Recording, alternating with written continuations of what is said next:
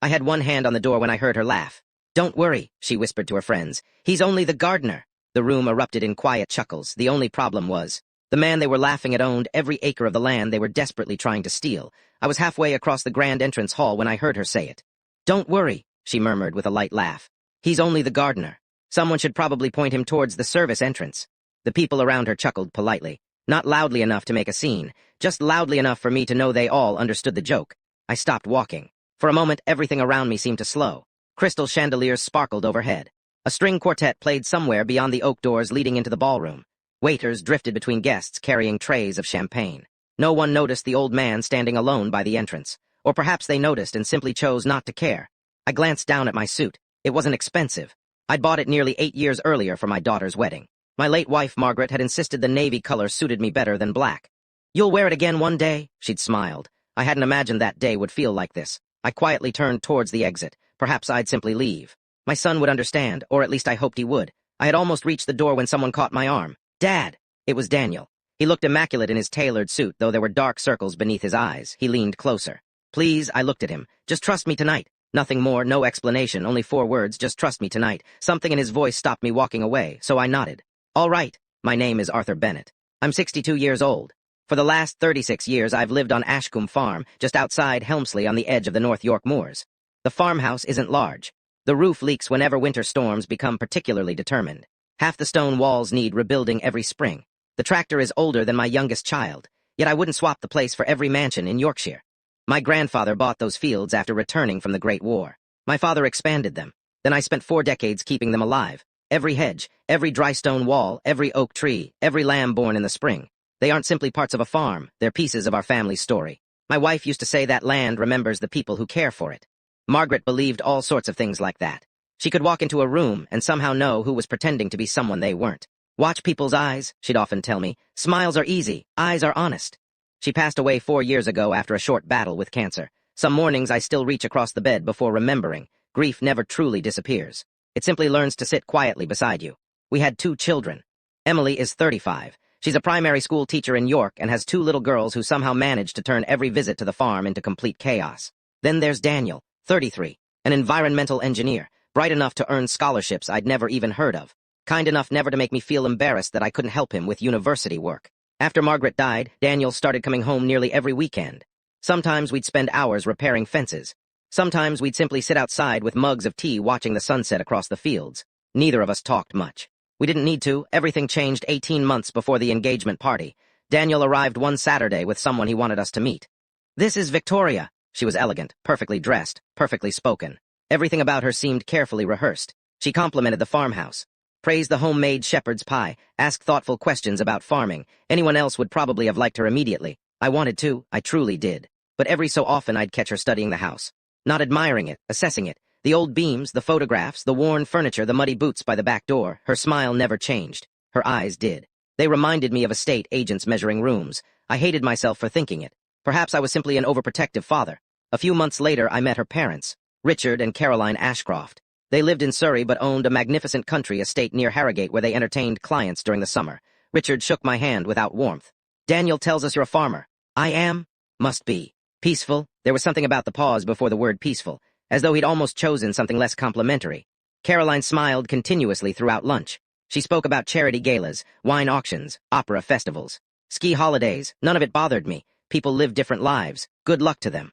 What bothered me was how rarely either of them asked Daniel about himself. Whenever conversation drifted towards him, it somehow circled back to business. Investments, property, connections, assets, everything seemed measured in pounds still. Daniel loved Victoria, or at least I believed he did. She appeared attentive, supportive. She laughed at his jokes, held his hand, remembered birthdays. If something felt slightly off, I convinced myself it wasn't my place to interfere. Parents have ruined enough relationships by imagining problems where none existed. So I stayed quiet. Then the invitation arrived. The Ashcrofts were hosting an engagement celebration at Blackstone Hall. Guests from London, business partners, local politicians, friends, family, nearly 150 people. Daniel sounded strangely nervous when he rang. "Dad, I really want you there. Of course I'll be there. I mean, no matter what happens," I frowned. "What does that mean?" There was a pause. "Nothing." Then he changed the subject. Looking back now, I should have realized. The afternoon of the party, I polished my shoes twice. Margaret always insisted clean shoes told people you respected yourself. I ironed my shirt carefully, trimmed my beard, drove nearly 2 hours across Yorkshire. When Blackstone Hall appeared beyond the trees, it looked less like a hotel and more like a palace. Luxury cars filled the drive. Valets hurried between them. I almost laughed when a young attendant asked whether I'd lost my invitation. Only after checking the guest list twice did he wave me through. That should have been my warning. Inside, everything glittered. Gold decorations, fresh flowers taller than I was, champagne fountains, people wearing watches worth more than my tractor. I felt awkward, not ashamed, just out of place. Then came Victoria's remark. "He's only the gardener." Perhaps she'd assumed I couldn't hear, perhaps she simply didn't care. Either way, the words landed exactly where she intended. After Daniel stopped me from leaving, he guided me towards a quieter corner of the ballroom. "I'm sorry," he whispered. "You heard it." "I heard enough." He closed his eyes briefly. "I promise there's a reason I asked you to stay." "Does Victoria know?" He shook his head. "Not yet." "Daniel, what's going on? I can't explain here." His eyes scanned the room. "Please trust me." Again those same words, trust me. Dinner began an hour later. I found myself seated beside an elderly couple from Leeds. Lovely people. We spent most of the meal discussing livestock prices and Yorkshire weather. It was refreshing. Across the room, however, Richard Ashcroft kept glancing towards me. Every now and then he'd whisper something to another guest. They'd look across, then quickly away. I pretended not to notice. Inside, though, I felt every glance. There's a particular loneliness that comes from being judged by people who have never asked your name. As speeches began, Richard stood first. He praised Victoria, praised his family, praised Daniel's intelligence. Then, almost as an afterthought, he mentioned me. "We're delighted to welcome Daniel into a family with humble roots." Several guests smiled politely. I smiled too. Sometimes dignity means refusing to react. Daniel stood next. He thanked everyone for attending. He thanked both families. Then his eyes found mine. His expression changed, only for a second, enough for me to realize something was coming, not tonight, but soon, very soon. The evening slowly wound down. Guests drifted onto the terrace overlooking immaculate gardens. Music softened. Champagne continued to flow. Around 10:30, Daniel approached me quietly. "Dad." "Yes, come with me." We walked across the car park in silence. Rain had started falling. Neither of us hurried. When we reached his car, he unlocked it and gestured for me to sit inside. He didn't start the engine. Instead, he reached into the glove compartment and removed a small black folder. Then he placed a mobile phone on the dashboard. His hands were trembling. "I need you to listen before you say anything." I frowned. "What is this?" He took a long breath. "The reason I asked you to stay tonight." He pressed play. A woman's voice filled the quiet car. I recognized it instantly. Victoria. And with the very first sentence she spoke, I realized the insult in the ballroom had been the least dangerous thing she'd planned for our family. The first thing I noticed wasn't what Victoria said. It was how relaxed she sounded. There was no trace of the warm, considerate woman I'd welcomed into my home. No gentle laughter, no careful manners. She sounded confident, comfortable, as though she had no reason in the world to hide what she was thinking. Daniel turned the volume up. Victoria laughed softly. "He still believes that farm will stay in the family forever. It's almost sweet." Another voice answered, her mother, Caroline. "And Daniel? He's in love. People in love don't ask enough questions." My stomach tightened. The recording continued. "Once we're married," Victoria said, "we'll persuade Arthur that selling is the sensible thing to do. If that doesn't work, there are other ways." The recording stopped. For several seconds, neither of us spoke. Rain tapped gently against the windscreen. The car park outside the hotel was almost empty now. I looked at my son. "Where? Did you get this?" Daniel rubbed his face. "There's more." He pressed another file. This one had been recorded several weeks later. Richard Ashcroft's voice filled the car. "The government hasn't announced the project yet, but they will. The energy corridor will pass straight through Bennett land. By the time anyone else knows, the value of that farm will have tripled." Someone asked, "Can the old man be persuaded?" Richard chuckled. "Everyone has a price." I felt something cold settle in my chest. Not anger, not yet. Disappointment. The sort that arrives when people reduce a lifetime's work to a number on a balance sheet. Daniel paused the recording. "I found out by accident." "How?" He stared through the windscreen. 3 months ago, Victoria borrowed my laptop while hers was being repaired." He gave a humorless smile. "She forgot to log out of her email." I stayed silent. "I wasn't trying to spy on her, Dad. A message popped up while I was working. The subject line caught my attention." He reached into the folder. Inside were printed copies of emails. One heading read, "Acquisition timeline, Bennett property, my name, my home, reduced to a business project." "I thought it had to be some misunderstanding," Daniel continued. "I wanted to believe that." He handed me another page. There were maps, planning documents, land surveys. The boundaries of Ashcombe Farm had been highlighted in bright red. Richard Ashcroft had written, "Ownership transfer should occur before public consultation begins." My hands shook, not because I feared losing the farm, because someone had spent months planning to take it without ever speaking honestly to me. Daniel leaned back. "I confronted Victoria once." I looked up. "You never told me. I wanted proof first." "What happened?" He sighed. "She cried." I almost smiled despite everything. "Real tears?" "I thought they were." He looked at the dashboard. "She said I was misunderstanding everything, that her father was only exploring investment opportunities." "And you believed her?" "I wanted to." His voice cracked slightly. "I loved her. No father enjoys watching his son admit something like that. Love makes intelligent people ignore things they'd question in any other situation. Over the next 6 weeks, Daniel stopped confronting her. Instead, he listened. He watched. He asked careful questions without appearing suspicious. The more he looked, the more he found. He hired a licensed private investigator, not because he wanted revenge, because he wanted certainty. The investigator discovered Richard Ashcroft had quietly purchased farmland surrounding ours through several different companies. No single purchase attracted attention. Together, they formed a perfect ring around Ashcombe Farm. We were the missing piece. Daniel handed me another document. "Read the last page." I did. It was a valuation, current market value of Ashcombe Farm. Below it was another figure. Projected value after approval of the North Yorkshire Renewable Energy Corridor. The difference made me whistle under my breath. "Good Lord," Daniel nodded. "That's why they need us." I looked at him. "Why not simply offer to buy the farm?" He gave a sad smile. "Because they know you'd refuse." He was right, not because of money, because Ashcombe Farm wasn't for sale. It never had been. I remembered something Margaret had once said while we were repairing a stone wall together. "Some people inherit land," she told me. "Others merely purchase it." At the time, I'd laughed. Now I understood. To Richard Ashcroft, our farm was acreage. To me, it was birthdays, harvests, childhood memories, my father's footprints, Margaret's favorite apple tree. You cannot calculate those things on a spreadsheet. "There's something else." Daniel's words interrupted my thoughts. He hesitated before opening another folder. Inside were photographs, not of the farm, of people. Richard meeting solicitors, Victoria speaking with surveyors, Caroline having lunch with an estate agent. Each photograph carried dates. Notes, locations, everything documented carefully. "You've been collecting evidence." I had to. "For how long?" "Nearly 2 months." I stared at him. "Alone?" He nodded. "I couldn't risk telling anyone until I knew what was true." For a long time, we simply sat there. Eventually, I asked the question that had been growing heavier inside me. "Does Victoria love you at all?" Daniel didn't answer immediately. When he finally spoke, his voice was barely above a whisper. "I honestly don't know anymore." That hurt more than every recording combined. He started the engine. "Come back to my flat tomorrow morning." "Why?" "I want you to meet someone." "Who?" "A friend." "Can I trust him?" Daniel actually smiled. "With my life." I barely slept. Every time I closed my eyes, I heard Victoria laughing, not at me, at everything my family had built. Around 5 in the morning, I gave up trying. I made tea. Watched dawn spread across the fields outside my bedroom window. The sheep wandered slowly through the mist, as they always had. They knew nothing of land values, nothing of investment portfolios, nothing of greed. Perhaps they were the fortunate ones. The following morning I drove to Leeds, where Daniel rented a flat near his office. He opened the door before I knocked. "Come in." Inside sat a broad-shouldered man in his early 30s wearing jeans and a faded rugby shirt. "Arthur," Daniel said, "this is Tom Ellis." Tom stood. "Pleasure to meet you, sir." His handshake was firm, honest. He didn't try to impress anyone. "I work in digital forensic analysis," he explained. "I specialize in recovering deleted files and authenticating electronic evidence." I looked at Daniel. "You're serious?" He nodded. "Very." Tom opened a laptop. "Mr. Bennett, your son has been incredibly careful." He brought up several folders. "Every recording has been preserved in its original format."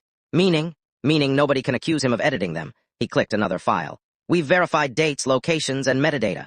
Everything matched. He leaned back. "If this ever reaches court, it'll stand up." Court. The word hung in the room. Until that moment, I'd been thinking like a father. Protect the family, keep things quiet, avoid embarrassment. Court meant something entirely different. It meant consequences. Daniel poured 3 mugs of coffee, then he looked directly at me. "Dad." I knew that tone. He was about to ask something difficult.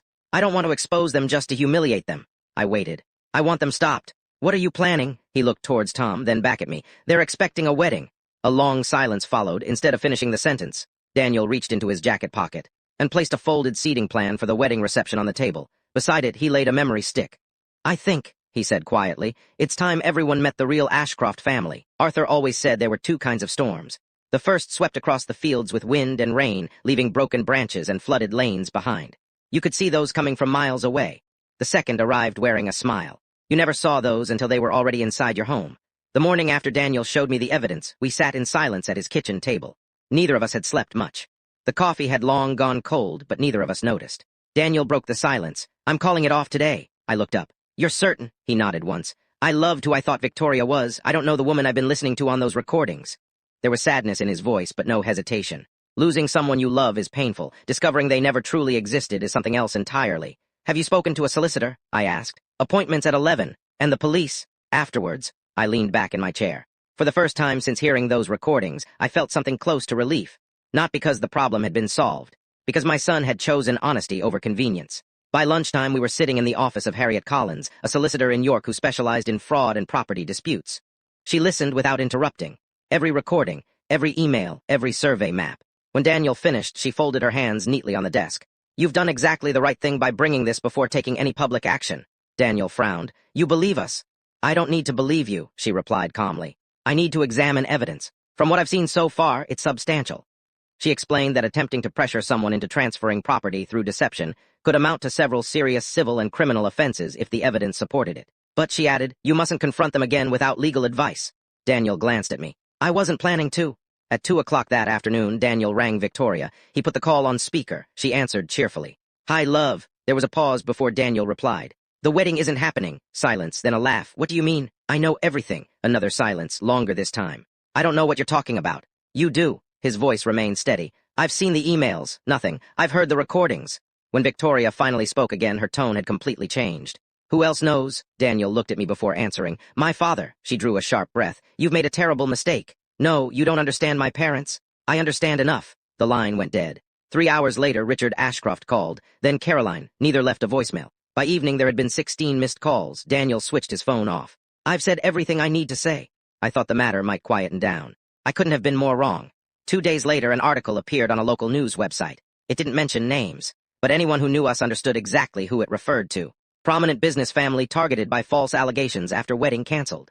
According to the anonymous source, the groom's family had fabricated accusations after demanding financial assistance from the bride's parents. I read it twice, then folded the newspaper carefully. Daniel watched me from across the kitchen. You don't believe it, do you? I smiled sadly. I know exactly who I raised. The rumors spread quickly. Neighbors began asking careful questions. Some believed us. Some believed the headlines. Most simply didn't know what to think. One afternoon, I drove into Helmsley for animal feed. As I loaded bags into the back of my pickup, someone called my name. It was Mrs. Foster, who had lived in the village longer than I had. She rested a hand on my arm. Don't let gossip make you doubt yourself, Arthur. I smiled. I won't, she nodded. Good. Then she added quietly, people who know you don't need convincing. I carried those words home with me. A week later, Harriet phoned. The police have opened an investigation. I thanked her. Before hanging up, she said something that stayed with me. Justice is rarely quick, Mr. Bennett, but patience often succeeds where anger fails. Life on the farm continued. The sheep still needed feeding. Fences still needed repairing. The hens still escaped whenever they found the smallest gap in the gate. The land had no interest in human drama. In many ways, I found comfort in that. Each morning reminded me that honest work remained honest, regardless of what people said. One Saturday, Emily arrived with my 2 granddaughters. Within minutes, the girls were chasing chickens around the yard, laughing so loudly they frightened the sheep. Emily stood beside me watching them. Dad, yes. Are you all right? I considered the question. No, she slipped her arm through mine. But I will be, I smiled. Yes, she squeezed my hand. Mum would be proud of how you're handling this.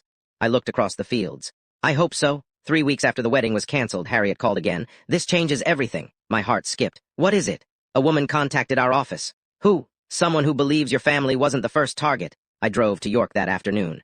The woman's name was Alina Briggs. 5 years earlier, she'd been engaged to a businessman connected to Richard Ashcroft. During their relationship, questions about her family's woodland had become increasingly frequent. Then came pressure. Then contracts. Then threats. She ended the engagement. Months later, her family's woodland was targeted through a complex legal dispute that eventually collapsed in court. I always suspected Richard was behind it, Alina said quietly. I just couldn't prove it. Now she could. She recognized names in Daniel's documents. Companies, solicitors, surveyors, the same network, the same methods, the same pattern. Harriet looked around the room. We're no longer dealing with an isolated dispute. She paused. This appears to be a business model. For the first time, I realized our fight wasn't simply about saving Ashcombe Farm. It was about stopping people who had spent years treating families as opportunities instead of human beings. And that gave all of us a reason to keep going. The investigation gathered pace far more quickly than I expected. For weeks, my life had been divided between feeding livestock, repairing fences, and meeting with solicitors. It was a strange balance. 1 hour I'd be replacing broken gate hinges, the next I'd be discussing email trails and company records with detectives. Harriet Collins warned us not to expect dramatic breakthroughs. Fraud investigations, she said, are built brick by brick. One piece of evidence rarely changes everything. 50 pieces often do. She was right. Each week brought another small discovery. Another document. Another witness. Another thread connecting Richard Ashcroft's companies to land purchases around the country. One damp Tuesday morning, Daniel arrived at the farm carrying a cardboard box. I've been to storage, he said. What have you found? Victoria left some things at my flat. Inside the box were books, scarves, framed photographs, and a leather-bound notebook. I wasn't going to look through her personal things, Daniel said, but this fell open when I picked it up. He handed me the notebook. Most of it contained ordinary reminders, shopping lists, travel plans, birthdays. Then halfway through, the handwriting changed. There was a page headed, Family Objectives. Below it were several bullet points. One read, Complete acquisition before planning announcement. Another read, Maintain Daniel's confidence at all times. The final line stopped me cold. Arthur values sentiment over money, use family legacy to influence him. I closed the notebook gently. They studied us, I said. Daniel nodded. They weren't interested in who we were.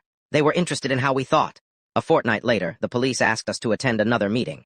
Detective Inspector Naomi Reeves greeted us with a reassuring smile. I've some good news. She spread several files across the table. We've traced 3 shell companies used to purchase farmland. She pointed to a map. Every purchase formed a rough circle around Ashcombe Farm. Our land sat in the center. The companies appear unrelated, she explained, but they all lead back to the same financial trust. Richard? Daniel asked. She nodded. We're applying for additional warrants. It was the first time I truly believed the truth would come out. Not everyone welcomed it. One afternoon I found fresh tire tracks across one of my fields. Whoever had driven there had crushed several rows of young barley. There was no reason to be there. It wasn't an accident, just a message. I reported it. The police photographed everything. No one was ever identified. Still, I slept with the outside lights on for several nights afterwards. The local newspaper eventually published a second article. This time they had names. Not ours, Richard Ashcroft's. Questions were being asked about his property dealings. Several investors had withdrawn from ongoing projects. Business partners suddenly stopped returning his calls. Reputation, I realized, was rather like glass. Years to build, seconds to crack. Daniel changed too. At first he'd blamed himself. I should have seen it sooner, he'd say. I'd always answer the same way. No, son. You trusted someone you loved. That's not foolishness. That's being human. Gradually he began to smile again. Not often, but enough. One Saturday we rebuilt the old stone wall beside the north pasture. Halfway through he laughed. What, you know, he said. I spent years designing flood defenses and irrigation systems. And I still can't lay stones as neatly as you, I grinned. Some things can't be learned in an office. Autumn arrived. The leaves turned copper. Morning frost settled across the fields. The farm looked exactly as it had when Margaret and I first moved there decades earlier. I often found myself talking to her while working alone. Not because I believed she could answer. Because some conversations don't end simply because one voice falls silent. I think we'd have managed all right, I said aloud one morning while pruning apple trees. The wind rustled through the branches. That was answer enough. A month later Harriet telephoned. The Crown Prosecution Service has authorized charges. I sat down slowly. What happens now? They'll appear before court, she paused. And Mr. Bennett? Yes, you should prepare yourself. The defense may attempt to discredit you. I laughed quietly. They've been trying that since the engagement. True. But now they'll do it under oath. The first hearing lasted less than 20 minutes. Richard arrived wearing an expensive navy suit. Caroline avoided looking at anyone. Victoria appeared smaller than I remembered, not physically, emotionally. She no longer carried herself with effortless confidence. When our eyes met, she looked away first. I felt no satisfaction, only sadness. Somewhere beneath all the lies had once been a young woman capable of choosing a different life. Outside the courthouse, journalists waited behind barriers. Microphones stretched towards us. Mr. Bennett, do you have a statement? Were you targeted because of your land? I stopped briefly. I only wish to say this. They fell quiet. My family believes that honesty is worth defending however long it takes. Nothing more, nothing less. Winter settled across Yorkshire. Christmas came. Emily insisted everyone spend the day at the farmhouse. The grandchildren decorated the tree badly. One paper chain collapsed twice. Someone burnt the roast potatoes. Nobody cared. After lunch, my youngest granddaughter climbed onto my knee. Granddad, yes. Will Granny know we're thinking about her today? I swallowed hard. I think she always knows, she smiled. Good. Children have a remarkable gift. They ask the questions adults are too frightened to ask. By February, more witnesses had come forward. Some had never met the Ashcrofts personally. Others had. Each story was different, yet the pattern remained remarkably familiar. Charm, trust, pressure, property. When Harriet showed us the latest statements, she closed the file carefully. This case has become much bigger than your family. Daniel looked across the table. Is that good? It means, she replied, you're no longer standing alone. That evening, Daniel and I walked the boundary of Ashcombe Farm together. The sun was setting behind the hills. Everything looked peaceful, as though nothing had ever threatened this place. I've been thinking, Daniel said. About what? If all this had never happened. He paused. I'd probably be married by now. I nodded. And miserable? He laughed softly. Probably. We stopped beside the oldest oak on the property. My grandfather planted it nearly a century earlier. I rested a hand against its rough bark. This tree's seen wars, droughts, storms, and generations of Bennetts. Daniel smiled. It'll probably outlive us both. I hope so. He looked across the fields. Dad, yes. Thank you. For what? For teaching me that dignity isn't weakness. I looked at my son. No, what? You learnt that yourself, he smiled. Perhaps I was right. Perhaps children eventually become the people they choose to be. Parents merely give them somewhere to start. A fortnight later, Harriet rang once more. The trial date has been confirmed. When? 6 weeks. I thanked her and ended the call. For months we'd been preparing, waiting, wondering. Now there would finally be answers, not just for us, but for every family whose trust had been treated as another business opportunity. As I stood outside the farmhouse, watching the evening light settle over fields my grandfather once walked, I realized something Margaret had always understood. Land remembers. It remembers every honest hand that worked it, every promise kept, every generation that refused to sell its soul for convenience. And now, at last, it would remember the truth as well. The morning of the trial arrived with a heavy frost across Ashcombe Farm. I stood outside the farmhouse before sunrise, wrapped in my old wax jacket, watching the first light creep over the fields. Everything looked exactly as it had the day before. The sheep grazed without concern. The blackbirds argued over the hedgerows. The old oak tree stood where my grandfather had planted it nearly a century earlier. Nature had no interest in courtrooms. People did. Daniel joined me carrying 2 mugs of tea. Nervous, I smiled. I've repaired enough fences to know you can't rush a proper job, he laughed. That's not an answer. No, I looked across the fields. I'm hopeful. The courthouse in York was already busy when we arrived. Journalists stood outside, though there were fewer than I'd expected. The headlines had faded. Another scandal had taken their place. Real life isn't like television. Most stories are forgotten long before they're finished. But for the people living them, they never stop mattering. Harriet Collins met us inside. You'll both be called this afternoon, she said. The prosecution goes first. Daniel nodded. So we wait. For now. Richard Ashcroft entered the courtroom surrounded by solicitors. He looked older than he had only a few months earlier. His expensive suit still fitted perfectly. His confidence didn't. Caroline walked a few steps behind him. Victoria came last. She looked towards us briefly before lowering her eyes. For the first time since all this had begun, I didn't feel anger. Only regret. Not for what we'd done. For what might have been if honesty had mattered more than ambition. The prosecution spent 3 days presenting documents. Bank transfers, property records, emails, company accounts. One by one, the pieces fitted together. Several former business associates testified that Richard had encouraged them to conceal purchases through different companies. A chartered surveyor admitted he had been pressured to undervalue certain properties while inflating others. Then Alina Briggs gave evidence. She spoke quietly, carefully, without bitterness. She described how her own family had been drawn into complicated negotiations they never fully understood. When she finished, the courtroom was silent. Truth rarely needs dramatic delivery. It simply needs enough space to be heard. Daniel gave evidence the following morning. He explained how he had first discovered the emails. He admitted that at first he'd hoped there had been an innocent explanation. I wanted to be wrong, he told the court. I loved Victoria. No one interrupted. I kept looking because I needed the truth more than I needed reassurance. Harriet later told me that honesty like that often carries more weight than rehearsed perfection. That afternoon it was my turn. I stood in the witness box and took the oath. The prosecuting barrister asked about Ashcombe Farm. I spoke about my grandfather returning from the war, about my father teaching me to mend stone walls, about Margaret planting apple trees with our children. I explained that the farm had never been an investment to us. It had always been home. Then the defense barrister stood. He was polite, professional. He asked whether I'd refused previous offers to sell the land. I had. So you were emotionally attached to it? I was. Would you accept that emotion sometimes clouds judgment? I considered the question. No, he looked surprised. No, knowing the value of something isn't the same as overvaluing it. The judge glanced up. I continued. My wife is buried in the village churchyard overlooking those fields. My grandchildren learnt to walk there. My father worked that land until arthritis stopped him. If someone calls that sentiment, they're right. I paused. But sentiment isn't weakness. Sometimes it's the very reason we protect what's worth keeping. The barrister asked no further questions. The biggest surprise came on the final day. Richard's former financial advisor asked to give evidence. He had not originally been expected to appear. He explained that, over several years, he had repeatedly warned Richard that many of his business practices carried serious legal risks. He didn't listen, the advisor said quietly. He believed success placed him beyond consequences. It wasn't dramatic. There was no shouting, no shocking confession. Just the calm testimony of a man who had finally decided that telling the truth mattered more than protecting an old client. Sometimes that is how lives change, one ordinary decision at a time. The judge took 2 days to consider the evidence. Those were the longest 2 days I'd experienced in years. Daniel stayed at the farm. We kept ourselves busy. We repaired gates, fed livestock, cleaned machinery that didn't really need cleaning, anything to stop ourselves staring at the clock. Judgment Day arrived beneath clear blue skies. The courtroom was full. The judge spoke for nearly an hour. He praised the thoroughness of the investigation. He criticized the deliberate misuse of corporate structures designed to conceal property acquisitions.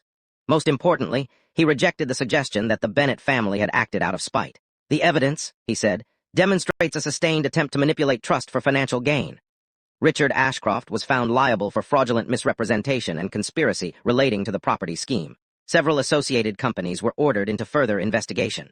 The court also awarded substantial legal costs in our favor and confirmed that no claim could be made against Ashcombe Farm arising from the disputed agreements. It wasn't applause that followed. Courtrooms don't work like that. It was something quieter, relief. Outside the courthouse, Richard walked past without saying a word. Caroline followed him. Victoria stopped several feet away from us. I don't expect forgiveness, she said. Daniel looked at her calmly. This stopped being about forgiveness a long time ago. She nodded slowly. I know. Then she left. It was the last time either of us saw her. Life returned to its ordinary rhythm. And ordinary, I discovered, is a wonderful thing. Spring arrived. Lambs filled the fields. Emily brought the girls every other weekend. Daniel visited almost every Saturday. One afternoon he surprised me with a folded set of drawings. What's this? A conservation plan. I unfolded the papers. He designed a long-term program to protect the woodland, restore old hedgerows, and improve habitats for local wildlife. You've been busy. I've been thinking, he smiled. If this farm is going to stay in the family, we should leave it better than we found it. I felt a lump rise in my throat, not because of the drawings. Because I recognized the man standing before me. He wasn't simply my son anymore. He was becoming the next steward of our family story. That summer, we planted 20 young oak trees along the western boundary. My eldest granddaughter asked why we were planting trees we'd never see fully grown. I knelt beside her. Because someone did the same for us, she frowned. So they're a present, in a way. A present for who? I looked across the fields glowing in the evening sun. For people we might never meet. She smiled as though that made perfect sense. Perhaps it did. Months later, I found Margaret's old gardening gloves in the shed. They were worn thin across the palms. I sat on the bench outside the farmhouse holding them for a long while. For years I'd believed the greatest thing I could leave my children was this land. 32 fields, stone walls, ancient trees. A farmhouse built by hands that never expected recognition. I realized I had been wrong. Land can be sold, buildings can crumble, money comes and goes. What endures is something far less fragile. Integrity, kindness. The courage to stand for what is right when doing so is difficult. Those are the things my father gave me. Those are the things Margaret strengthened every day of our marriage. And those are the things Daniel and Emily would one day pass to their own children. The farm mattered. Of course it did. But it was never the inheritance. It was simply the place where the real inheritance had been taught. As the sun disappeared behind the hills, Daniel joined me on the porch. Neither of us spoke for a while. Then he smiled. Dad, yes, I think Mum would like how things turned out. I looked across Ashcombe Farm one last time before darkness settled over the fields. I don't think she'd be proud because we won, I said quietly. I think she'd be proud because we never stopped being ourselves. For me, that was victory enough.